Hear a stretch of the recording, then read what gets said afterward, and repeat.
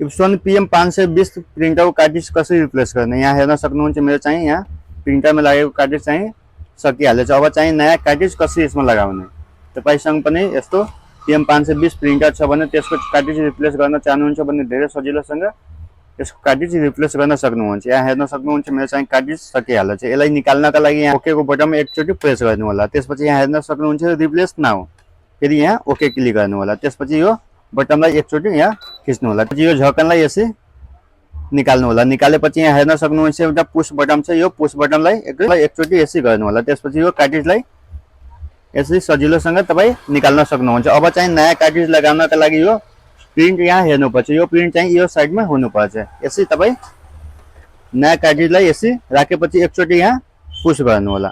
Push गरेपछि यहाँ हेर्न सक्नुहुन्छ यो चाहिँ लक भइहालेछ। अब चाहिँ यो झकनलाई लगाइदिनु होला। त्यसपछि यो बटनलाई एकचोटि यसै क्लिक गर्नु होला। क्लिक गरेपछि एकछिन वेट गर्नु होला यहाँ।